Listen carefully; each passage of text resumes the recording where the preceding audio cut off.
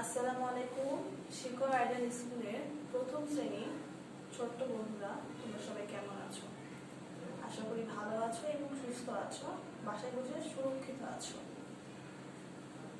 তোমাদের সকলকে জানাই অনলাইন ক্লাসে স্বাগত। আজকে আমরা যে বিষয় নিয়ে আলোচনা করব সেটা হলো বাংলা। তো চলো আমরা বাংলা বিষয় পড়ায় চলে যাই।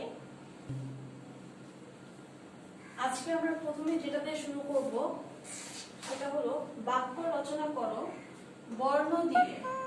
তো আমরা বিভিন্ন বর্ণ দিয়ে বাক্য রচনা করব। দেখো এখানে কি কি বর্ণ আছে? ক, ব, ছ, ঘ, ক, সরেয়া, রস্বই, রস্বই। তো দেখো ক দিয়ে কি বাক্য রচনা হবে? পাতা নড়ে, বতে বক গাছে, ছতে ছবি দেখি, ঘতে ঘর বানাই, কতে কলম ধরি, সরেয়াতে আম খাই, রসইতে ইলিশ কিনি, রসাউতে উট চলে। ঠিক আছে, এভাবে পরীক্ষায় বর্ণ দেওয়া থাকবে, সেই বর্ণগুলো দিয়ে তোমাদের এভাবে বাক্য রচনা করতে হবে।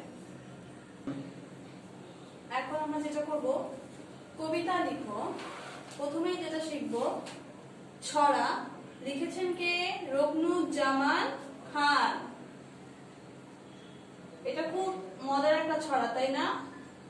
দেখো, বাঘ বাকুম পায়রা, মাথায় দিয়ে টায়রা, বউ সাজবে কালকি, চড়বে সোনার পালকি।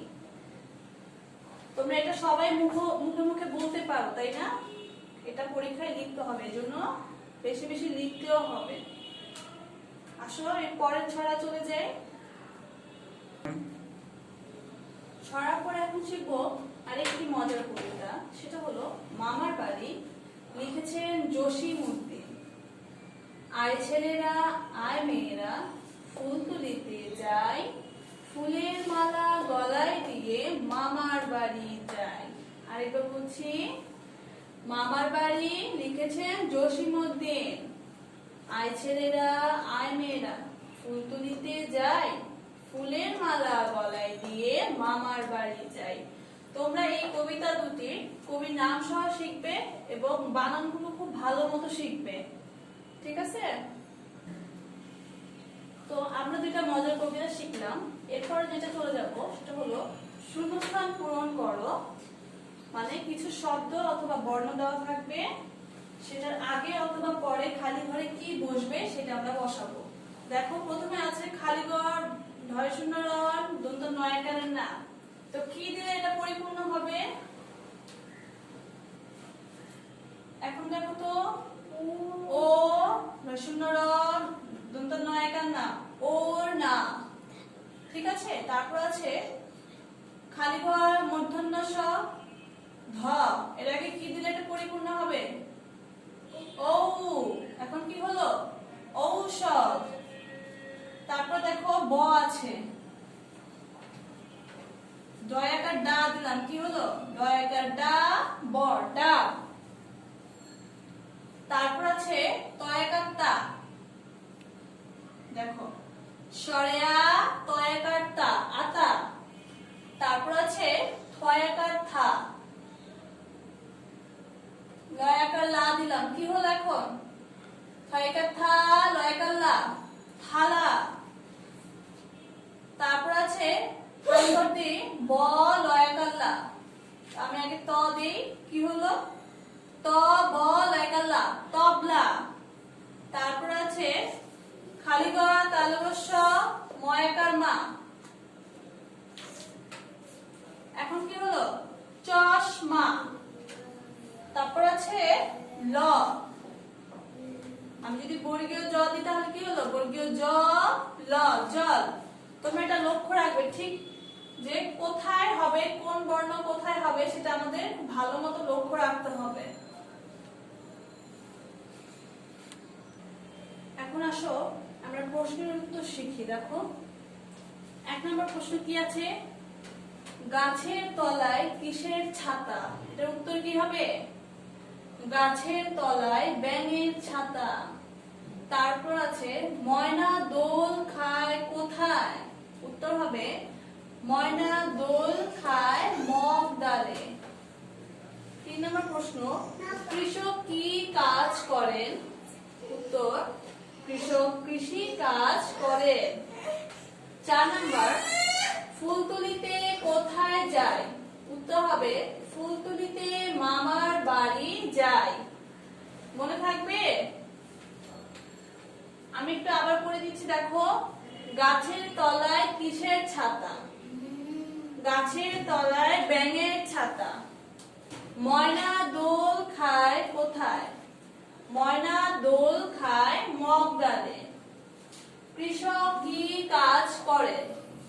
কৃষক কৃষি কাজ করে। ফুলতলিতে কোথায় যায়? ফুলতলিতে মামার বাড়ি যায়।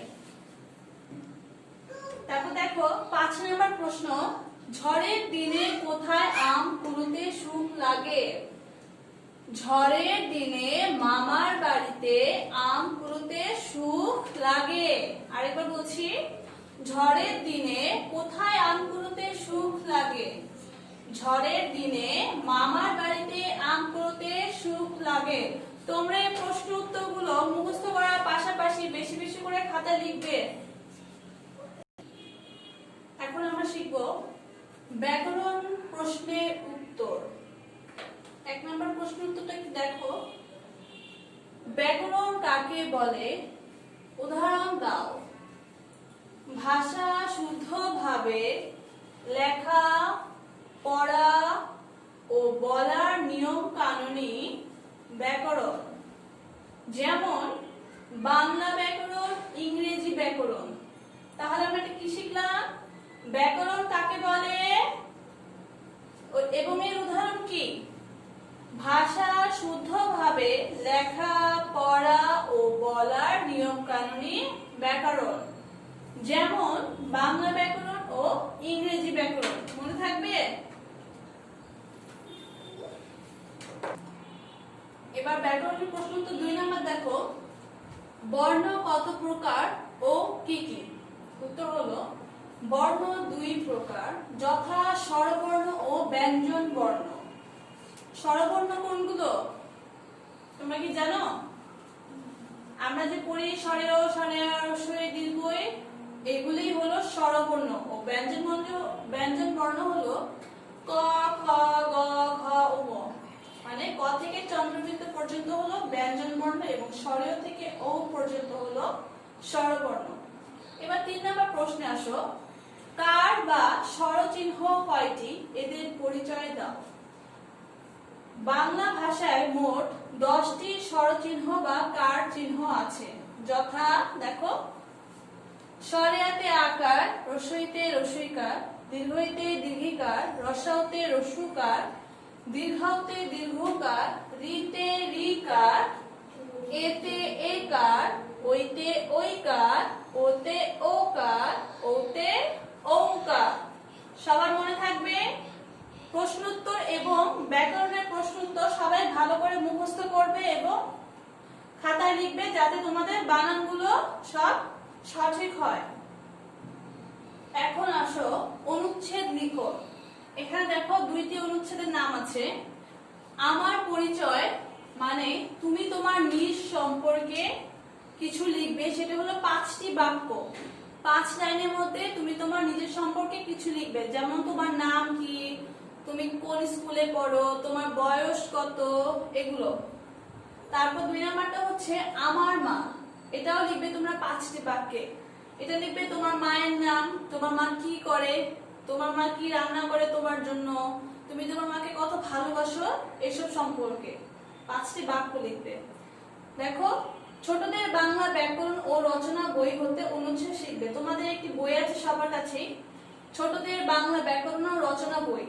ওইখানে তোমরা এগুলো পাবে, ঠিক আছে? ওইটা দেখেই তোমরা আমার পরিচয় এবং আমার মা অনুচ্ছেদটি শিখে ফেলবে। তো প্রিয় শিক্ষার্থীরা, তোমাদের আজকে ক্লাস কেমন লাগলো? আজকে ম্যাডাম যা যা পড়িয়েছি সেগুলো তোমরা কি করবে? বেশি বেশি অনুসরণ করবে এবং এগুলো বাসায় পড়বে। তোমরা পরবর্তী ক্লাসগুলো দেখবে। তোমাদের ইংরেজি ক্লাস এবং বাংলা ক্লাস হয়তো আজকে হলো এবং ইংরেজি ক্লাস তোমাদের আগেই হয়েছে। তোমাদের যে ক্লাসটা বাকি সেটার জন্য পরবর্তীতে ইউটিউব চ্যানেলে চোখ রাখবে এবং দেখবে। তোমরা সবাই ভালো থাকো, সুস্থ থাকো, এই কামনা করি। আল্লাহ হাফেজ।